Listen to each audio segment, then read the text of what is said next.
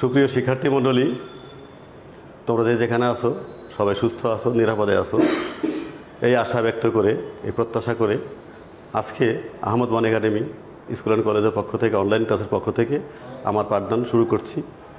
সবাইকে, সবার জন্য আমার অনেক অনেক শুভেচ্ছা রইল। শিক্ষার্থী মণ্ডলী, তোমরা সবাই আমাদের অনলাইন ক্লাসে যুক্ত হও।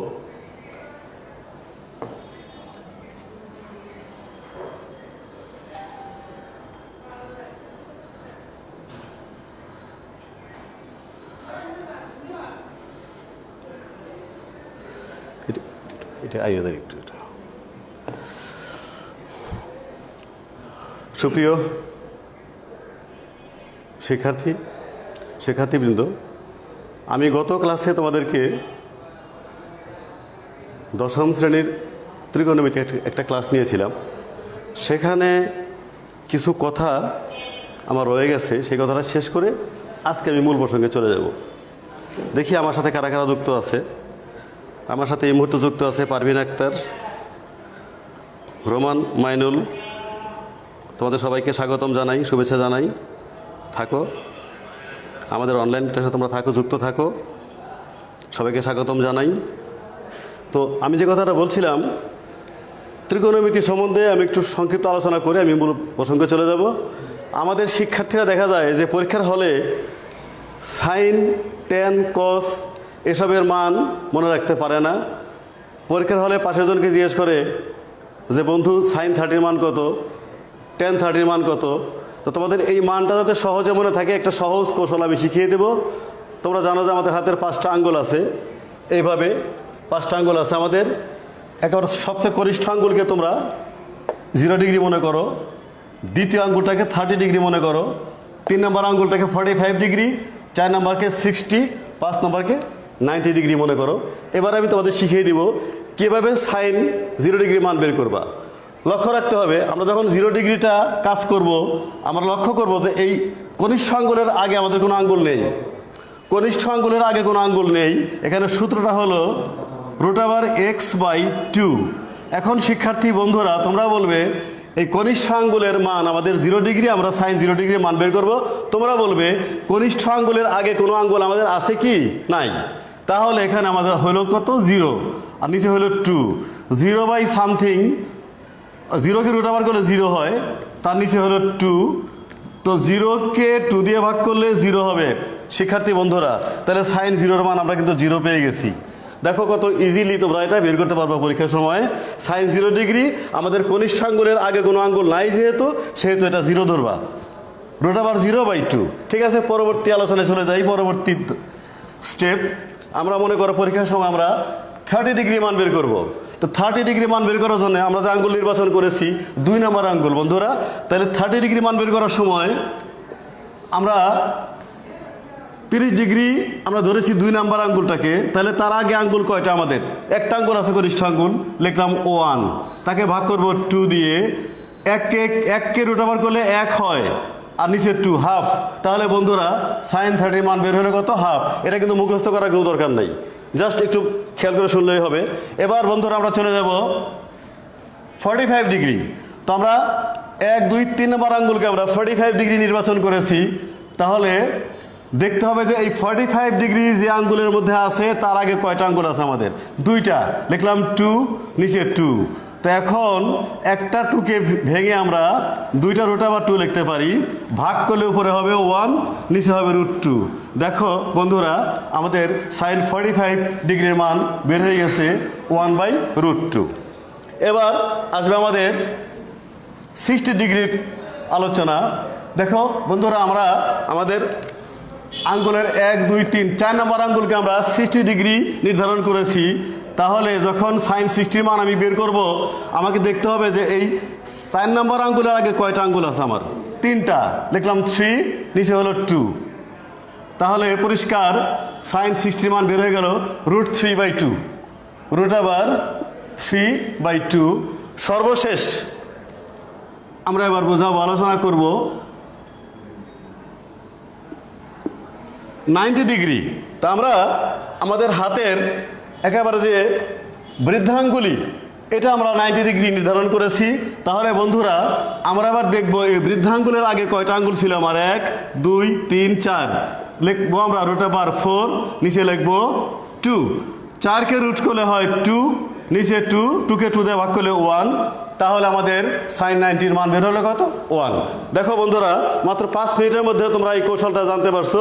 এটা যদি তোমরা ধারণ করতে পারো তাহলে পরীক্ষার হলে গিয়ে পাশের বন্ধুকে জিজ্ঞেস করতে হবে না sin 90 মান কত, নিজেই বের করতে পারবে। আশা করি তোমরা বুঝতে পারছো। এবার আসো কজের ব্যাপার। কজটা কিভাবে হবে? কজ উল্টা দিক থেকে ধরবো আমরা। আগে যেরকম আমরা যে একেবারে প্রথম আঙ্গুল থেকে শুরু করছিলাম, এখন আবার বৃদ্ধাঙ্গুল থেকে শুরু করব উল্টা। অথবা আরেকটা কৌশল আছে, সাইনের 90 ডিগ্রি যত হয় কজ 0 তত হয়। সাইন বুঝতে পারলে কজও বুঝতে পারবা। সাইন 90 হলো 1, কজ 0 1, সাইন 60√3/2, কজ 60√3/2। এই মানটা উল্টো দিক থেকে লিখলেও কজের মান পাওয়া যায়। কাজেই কজ নিয়ে অত আলোচনা করার আমি প্রয়োজন মনে করতেছি না। আবার টেন তো আরও সোজা, টেনকে ভেঙে হয় সাইন বাই কজ, তোমরা জানো। টেন থিটা সূত্র এর আগের ক্লাসে আমি আলোচনা করেছি। উপরে সাইন থিটা, নিচে হলো কস থিটা। এখন যদি তোমরা টেন 30 মান বের করতে চাও তাহলে কিভাবে হবে?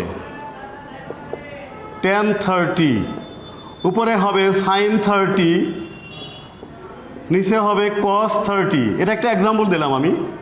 সাইন 30 মান হাফ আমাদের বোর্ডে আছে, আর কস 30 মান হবে √3/2। এখন ভাগ অবস্থায় আছে, গুণ চিহ্ন দিলে নিচে সংখ্যা উল্টে যাবে, 2 কাটা 1/√3। টেন 30 মান 1/√3। এভাবে তোমরা টেনের সবগুলি মানই বের করতে পারবে। যাই হোক, এগুলো আমি গত ক্লাসে আলোচনা করেছি বন্ধুরা, এটা নিয়ে আমি আর সময় ক্ষেপণ করবো না, আমি মূল আলোচনায় চলে যাব।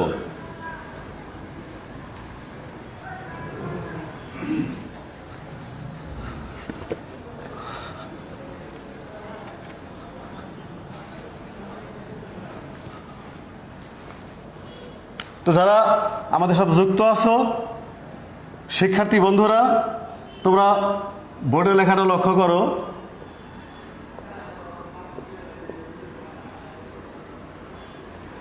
আমরা বোর্ডে পরস্পর লম্বভাবে দুটি রেখা নিয়েছি। একটার নাম হলো এক্স ও এক্স প্রাইম, আরেকটার নাম ওয়াই ও ওয়াই প্রাইম।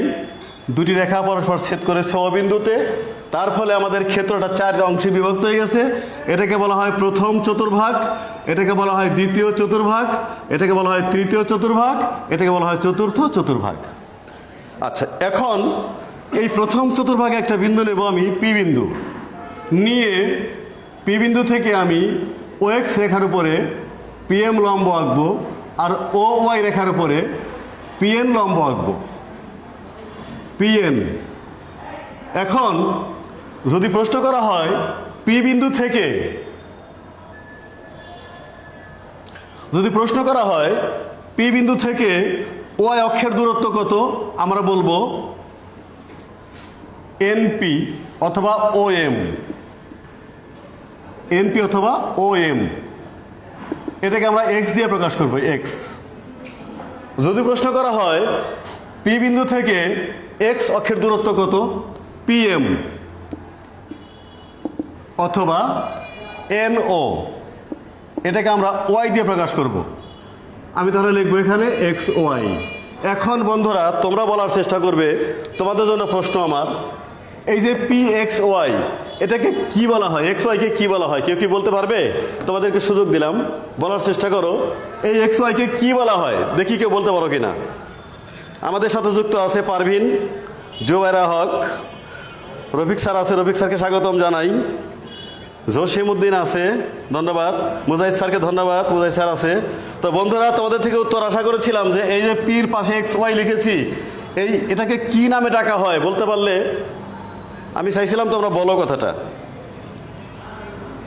জোবাইরা হক আছে আমাদের সাথে, তাসনিম রোল নাম্বার 4। জোবাইরা বলতে পারবে?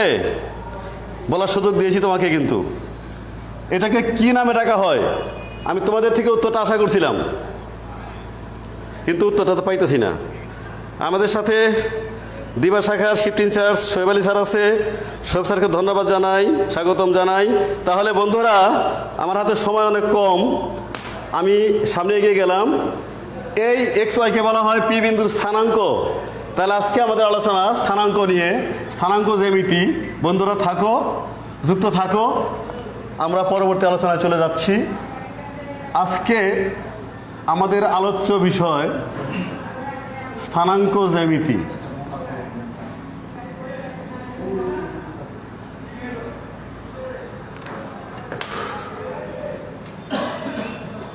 আচ্ছা,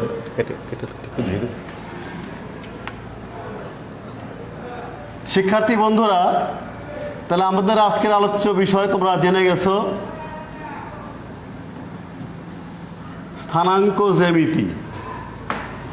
তো এখানে এই স্থানাঙ্ক জ্যামিতিতে যে বিষয়টা আমরা আলোচনা করব সেটা হলো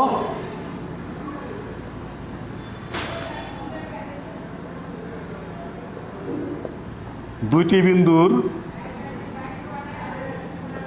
মধ্যবর্তী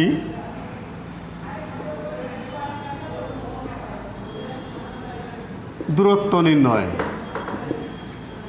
কোনটা? এটা আজকের আমাদের আলোচ্য বিষয় দুইটি বিন্দুর দূরত্ব, মধ্যবর্তী দূরত্ব নির্ণয়। বন্ধুরা মনে করো একটা বিন্দু পি, তার স্থানাঙ্ক x1 y1, এবং একটা বিন্দু কিউ, তার স্থানাঙ্ক x2 y2। তো আমরা পি এবং কিউ এর মধ্যবর্তী দূরত্ব নির্ণয় করব। তাহলে দূরত্বটাকে পি কিউ দিয়ে প্রকাশ করা হয়। পি কিউ, পি এবং কিউ এর মধ্যবর্তী দূরত্ব প্রকাশ করা হয় পি কিউ দিয়ে। তাহলে পি কিউ এর সূত্র আমরা লিখব এখন x2 minus x1 whole square plus y2 minus y1 whole square. এটাই আমাদের দুটি বিন্দুর মধ্যবর্তী দূরত্ব নির্ণয় করার সূত্র। বন্ধুরা তোমরা খাতায় লিখে নাও, x2 minus x1 whole square plus y2 minus y1 whole square. আরেকটা সূত্র আছে, আমরা মনে চাইলে ইচ্ছা করলে x1 আগে লিখতে পারি, x1 minus x2 whole square, এদিকে y1 minus y2 whole square. আমরা দুটি সূত্র দাও, দুটি সূত্র ব্যবহার করে আমরা এই দুটি বিন্দুর মাঝের দূরত্ব নির্ণয় করতে পারি। রুট ওভার কিন্তু থাকবে, root over x2 minus x1 whole square plus y2 minus y1 whole square, অথবা root over x1 minus x2 whole square plus y1 minus y2 whole square. আমরা দুইটি বিন্দুর দূরত্ব দুইটি পদ্ধতিতে নির্ণয় করতে পারি। বন্ধুরা এবার আমরা চলে যাব আমাদের সৃজনশীল প্রশ্নে।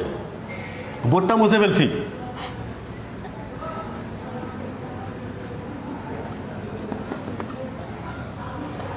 আমাদের আজকের প্রশ্ন তোমরা খাতায় লিখে নাও সবাই।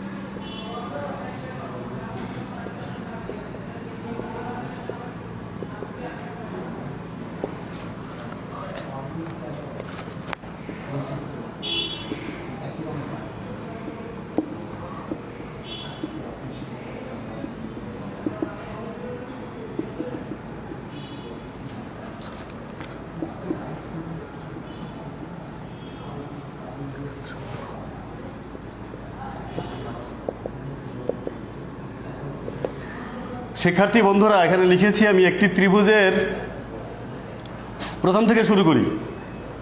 আমাদের সৃজনশীল প্রশ্ন, পি বিন্দুর স্থানাঙ্ক 3, 4, কিউ বিন্দুর স্থানাঙ্ক -4, 2, আর বিন্দুর স্থানাঙ্ক 6, -1, এস এর স্থানাঙ্ক K3। এই হল একটা চতুর্ভুজের 4টি বিন্দুর স্থানাঙ্ক। আর বলা আছে বিন্দু 4টি ঘড়ির কাঁটার বিপরীত দিকে আবর্তিত। ক নাম্বার প্রশ্ন, একটি ত্রিভুজের 3টি বিন্দুর স্থানাঙ্ক A 2, 5, B -1, +1, C 2, 1। ক নাম্বার প্রশ্ন, ত্রিভুজটির পরিসীমা নির্ণয় করে এর বাহুর দৈর্ঘ্যের মাধ্যমে এর ক্ষেত্রফল নির্ণয় করতে হবে। খ নাম্বার প্রশ্ন,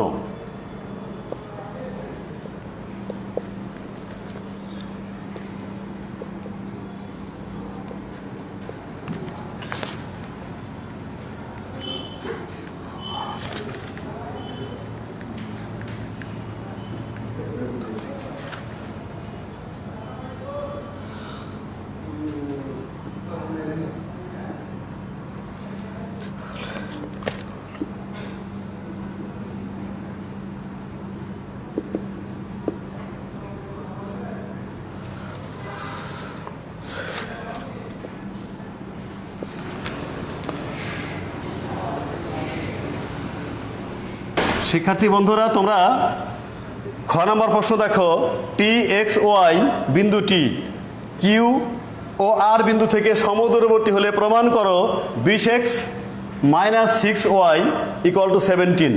এটা খ। আমি গ নম্বর প্রশ্ন লিখব, তার আগে বোর্ডটা একটু মুছতে হবে।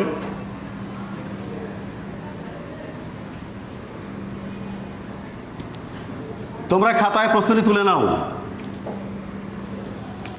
গ নম্বর প্রশ্ন,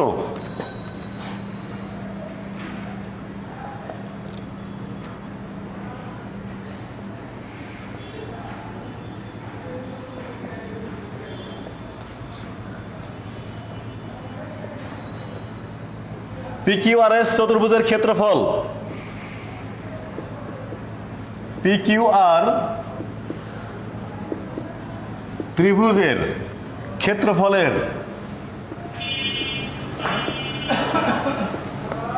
3 গুণ হলে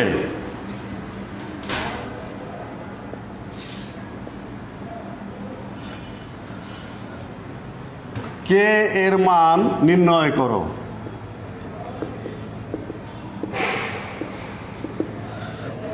শিক্ষার্থী বন্ধুরা, আমি আশা করব তোমরা সবাই প্রস্তুতি খাতায় তুলে নিয়েছো। আমি এবার পর্যায়ক্রমে ক, খ এবং গ অংশের সমাধান শিখিয়ে দিব।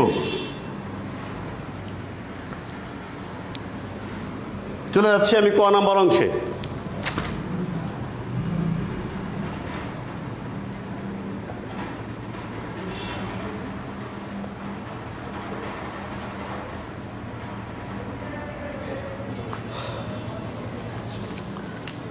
একটি ত্রিভুজের 3টি শীর্ষবিন্দুর স্থানাঙ্ক দেওয়া আছে। এর স্থানাঙ্ক দেওয়া আছে 2, 5। বি বিন্দুর স্থানাঙ্ক দেওয়া আছে -1, +1। সি বিন্দুর স্থানাঙ্ক দেওয়া আছে 2, 1। এখন আমাদেরকে কি করতে হবে?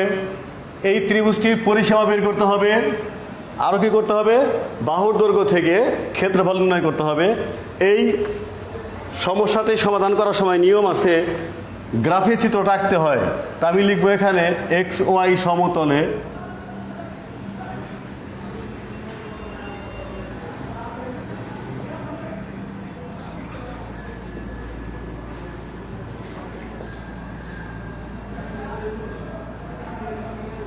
দেখানো হলো। যদি আমি একটা গ্রাফে দেখাইতে চাই এটাকে, তাহলে এভাবে দেখাইতে হবে।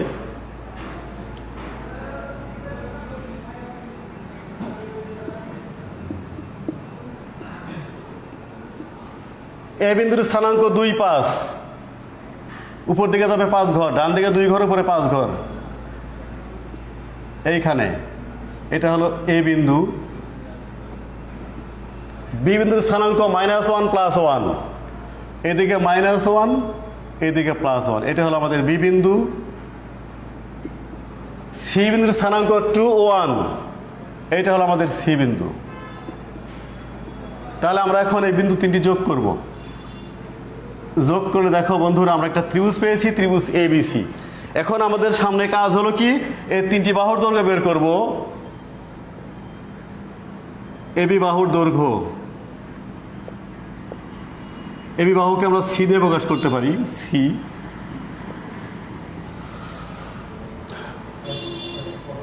ইজি লেখার কালি কম আসে। আচ্ছা বন্ধুরা, এবি বাহুর দৈর্ঘ্য বের করব। এখানে x2 হলো -1, -1 আর x1 হলো 2, তাহলে x2 - x1 হোল স্কোয়ার। এরপরে y2 - y1 whole square, y2 হলো 1 আর y1 হলো 5 হোল স্কোয়ার। -1 আর -2 যোগ করলে -3, এদিকে -4, 3 কে স্কোয়ার করলে 9, 4 কে স্কোয়ার করলে 16, একক লিখতে হবে এখানে। 16 আর 9 25, রুট করলে হবে 5 একক। তো বন্ধুরা আমরা একটা বাহুর দৈর্ঘ্য পেয়ে গেছি, এটা মুছে ফেলতে হবে আমার। 5 মনে রাখবা তোমরা, 5 সেখানে লিখে রাখতেছি 5। এবার আমরা বের করব বিসি বাহুর দৈর্ঘ্য। ত্রিভুজটির বিসি বাহুর দৈর্ঘ্য বের করব, এটাকে এ দিয়ে প্রকাশ করা হবে, বিসি। এটা হলো x2, এখানে x2 এখানে 2 আর x1 এখানে -1, আর এখানে মাইনাস থাকার কারণে মাইনাস মাইনাসে প্লাস হয়ে যাবে। এখানে y2 হলো 1, y1ও 1, তাহলে 2 আর 1 যোগ করলে 3 প্লাস 0, তাহলে আমাদের রেজাল্ট হবে 3 একক। লিখে রাখলাম আমরা। এবি পেয়েছিলাম 5 আর বিসি পেয়েছি কত, 3। এবার আমরা বের করব বন্ধুরা এসি বাহুর দৈর্ঘ্য, এসি। তাহলে এসি বাহুর দৈর্ঘ্যকে বি দিয়ে প্রকাশ করা হবে। সূত্র হবে x2 - x1।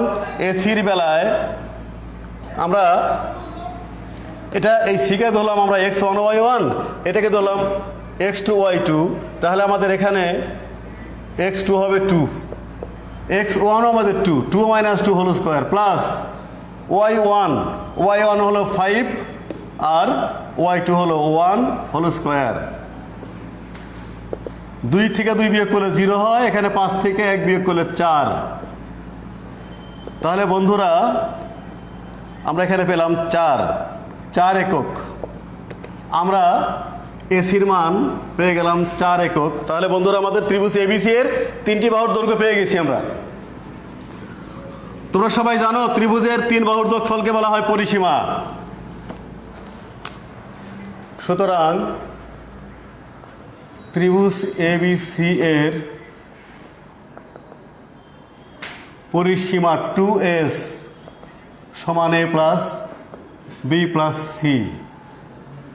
এর মান আমাদের 5, বি এর মান 3, সি এর মান 4। হ্যাঁ, এটা কলম রেডি রেখে 5 3 8 আর 4 12।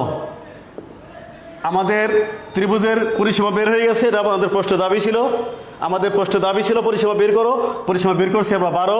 এবার আমাদের দ্বিতীয় অংশ হলো আমাদের অর্ধ পরিসীমা লাগবে।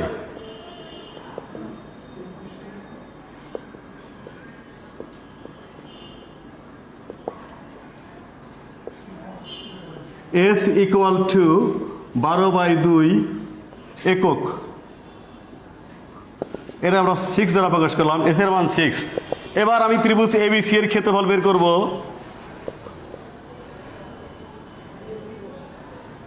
ত্রিভুজের ক্ষেত্রফলের এখানে আমাদের 2টি সূত্র আছে বন্ধুরা। যদি সময় পাই, সময়টা একটু কম, সময় পাইলে আমি 2টি শেখাবো আজকে, ইচ্ছা ছিল সেখানে, আমি জানি না পারবো কি না।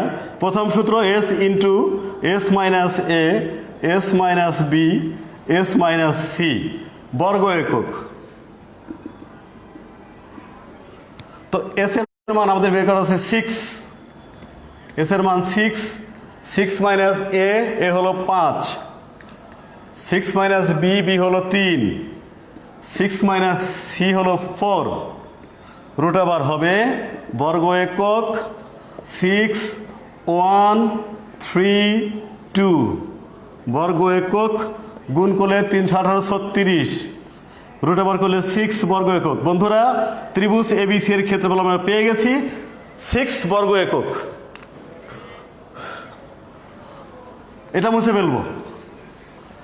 তাহলে আমাদের ক নাম্বার অংশে শেষ হলে বন্ধুরা ত্রিভুজ এবিসি এর ক্ষেত্রফল আমরা পেলাম 6 বর্গ একক। আমাদের ক নাম্বার অংশ শেষ। প্রশ্নের খ নাম্বার এবার চলে যাব আমি। বন্ধুরা আশা করি সবাই তুলতে পারছো।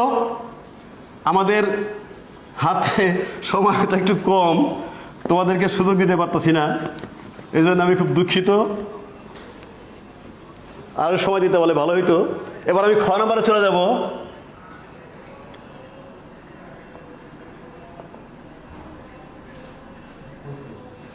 খ নম্বরে আমাদের দেওয়া আছে 3টি বিন্দু। একটা বিন্দু দেওয়া আছে টি, তার স্থানাঙ্ক এক্স ওয়াই। একটা বিন্দু দেওয়া আছে কিউ। বন্ধুরা হ্যাঁ কলপ্রিট। একটা বিন্দু দেওয়া আছে কিউ, তার স্থানাঙ্ক দেওয়া আছে বন্ধুরা -4 2। একটা বিন্দু দেওয়া আছে বন্ধুরা আর, তার স্থানাঙ্ক হলো 6 - 1। এখন বন্ধুরা আমাদের প্রশ্নে বলা ছিল টি বিন্দু থেকে কিউ বিন্দুর দূরত্ব এবং টি থেকে আর এর দূরত্ব সমদূরবর্তী। তাহলে টি থেকে কিউ এর দূরত্ব আমরা সংক্ষেপে বলবো টি কিউ সমান, সূত্র নিশ্চয়ই মনে আছে তোমাদের, x2 - x1। অথবা আজকে আমরা প্রথম সূত্র ব্যবহার করব, x1টা আগে লিখবো আমি। তাহলে x -4 y2 - y1 একক। এবার আমি টি বিন্দু থেকে আর বিন্দুর দূরত্ব বের করব, টি আর কত হবে? x1 হলো x, x2 হলো 6, তাহলে x - 6 whole square. Y minus মাইনাসে প্লাস হয়ে যাবে বন্ধুরা, এখানে আছে মাইনাস আর সূত্রে মাইনাস প্লাস হয়ে যাবে। এখন টি বিন্দু থেকে কিউ ও আর বিন্দু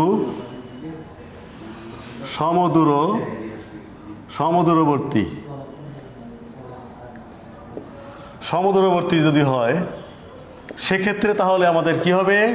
টি কিউ সমান হবে টি আর। তাহলে টি কিউ এর মান বসাই দেব বন্ধুরা। এখন আমি x+4 whole square y - 2 whole square, এটা হলো টি কিউ এর মান। আর টি আর এর মান x - 6 whole square y+1 whole square. এবার শিক্ষার্থী বন্ধুরা আমাদেরকে উপর থেকে একটু মুছতে হবে।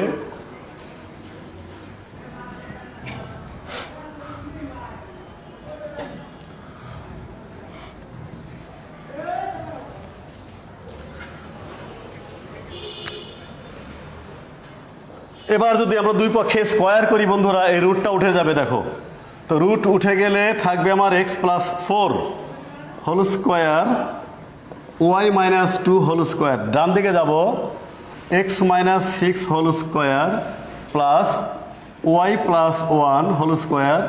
নোট লিখে দেব বর্গ করে। তো এখন আমাদের এখানে সূত্র পড়ছে বন্ধুরা a+b হোল স্কোয়ারের।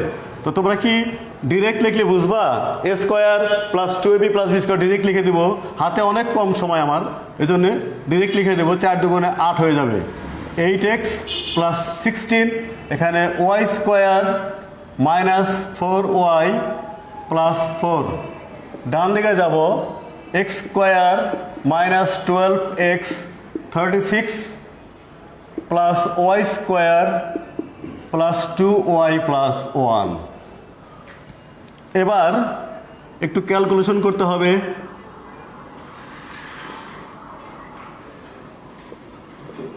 16 আর 4 যোগ করলে 20,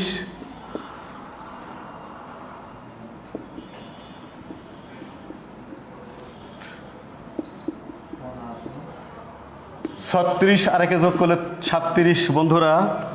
এবার আমি এক্স ওয়াই গুলি বাম হাতে নিয়ে আসবো।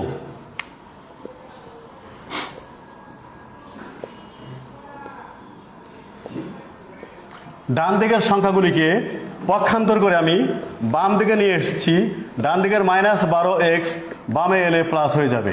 ডান দিকের 2y প্লাস ছিল, বামে এলে মাইনাস হয়ে যাবে। তার আগে বাম দিকেরটা লিখে নেই, 4y - 2y, ডান দিকে 36 প্লাস আর বাম দিকে 20 প্লাস, এই বাম দিকে 20 প্লাস ডানে নিয়ে গেলে মাইনাস হয়ে যাবে বন্ধুরা। তাহলে এখন আমাদের এখানে 12 8 যোগ করলে 20x, আর 4 আর 2 যোগ করলে 6y, এখানে বিয়োগ করলে 17। সেই সাথে আমাদের কিন্তু খ নাম্বারটা প্রমাণ হয়ে গেল বন্ধুরা, প্রমাণ করতে বলা হয়েছে। এবার আমি চলে যাব গ নাম্বারে। তোমরা ঝটপট অঙ্কটা তুলে ফেলো, আমাকে বোর্ড মুছতে হবে।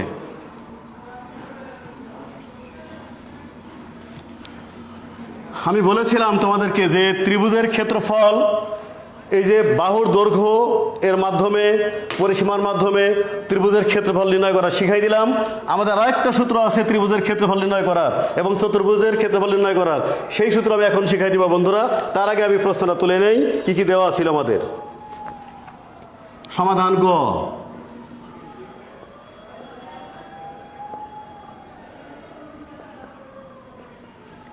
পি বিন্দুর স্থানাঙ্ক দেওয়া আছে 3 4,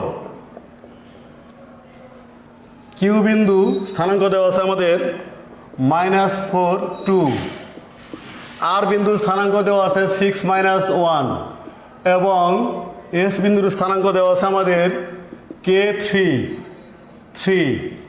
বলা আছে প্রশ্নে বিন্দুগুলি ঘড়ির কাঁটার বিপরীত দিকে আবর্তিত।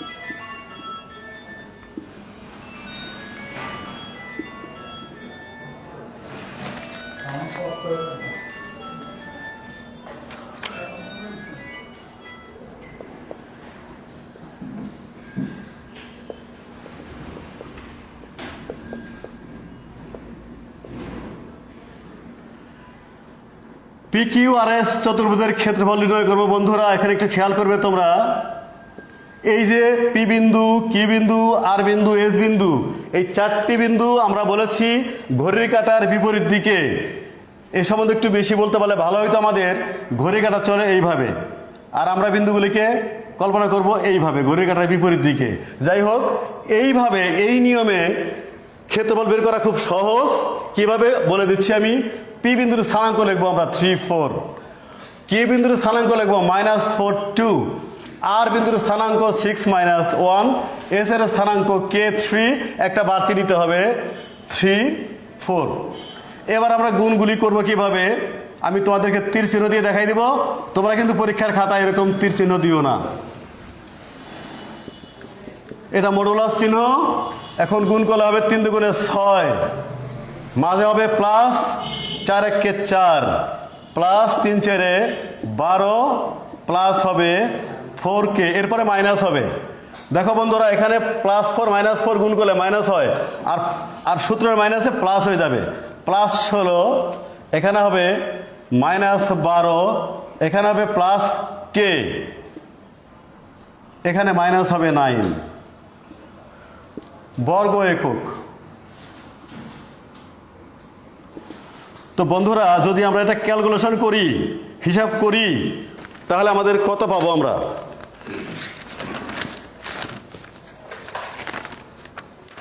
হিসাব করলে আমরা পাবো, যেহেতু সময় আমাদের কম, আমি ডিরেক্ট রেজাল্টটা লিখে দেব। আমরা পাবো 23 23, প্লাস পাবো হলো 5k। এটা পেলাম কার ক্ষেত্রফল? পি কিউ আর এস চতুর্ভুজের ক্ষেত্রফল। এখন বের করবো ত্রিভুজ পি কিউ আর এর ক্ষেত্রফল। বন্ধুরা, বোর্ডটা মুছতে হবে আবার।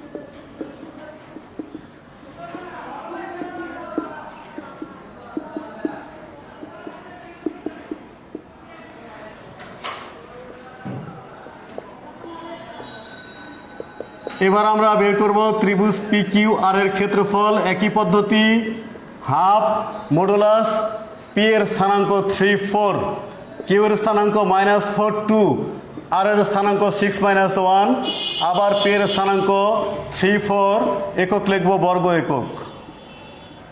এখন বন্ধুরা গুণের সিস্টেমটা আগের মতোই, এইভাবে কোনাকুনি গুণ করব। তোমরা পরীক্ষার সময় কিন্তু এই তীর চিহ্ন ব্যবহার করবা না, তোমাদের বোঝানোর জন্য আমি ব্যবহারটা করেছি। 3 দুগুণে 6 হবে, এখানে মাইনাসে মাইনাসে প্লাস, 4 একে 4, প্লাস 4 6 24, এরপর এগুলো হবে মাইনাস। বন্ধুরা তো আমাদের সূত্রের মাইনাস, এখানে +4 কে -4টা গুণ করলে মাইনাস হয়, প্লাসে মাইনাসে মাইনাস, আর সূত্রের মাইনাস প্লাস হয়ে যাবে। প্লাস হলো -12, এখানে প্লাস হয়ে যাবে +3। তো আমরা বন্ধুরা কত পাবো এখানে? যেহেতু সময় কম আমি ডিরেক্ট রেজাল্টটাই লিখে দেব। আমরা এখানে পাবো 41/2। তো এখন আমাদের কিন্তু দুটি ক্ষেত্র, একটা চতুর্ভুজ একটা ত্রিভুজ, আমরা দুটি ক্ষেত্রের ক্ষেত্রফল পেয়ে গেছি। আমাদের শর্ত ছিল চতুর্ভুজের ক্ষেত্রফল ত্রিভুজের ক্ষেত্রফলের 3 গুণ।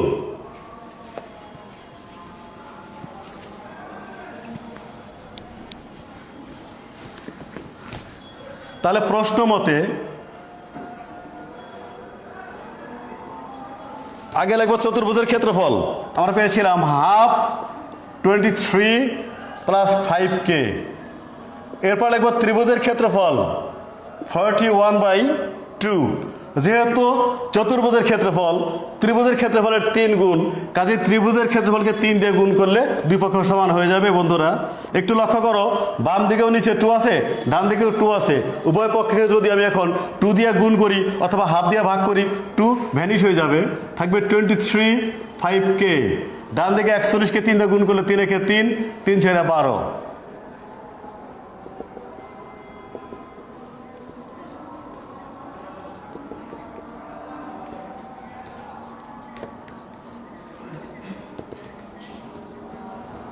অ্যান্সার কে এর মান পেয়েছি আমরা 20। আমাদের আজকের পাঠদান এখানে শেষ করছি। বন্ধুরা যে যেখানে আছো ভালো থাকবে, নিরাপদ থাকবে, সবার জন্য অনেক অনেক শুভেচ্ছা রইল।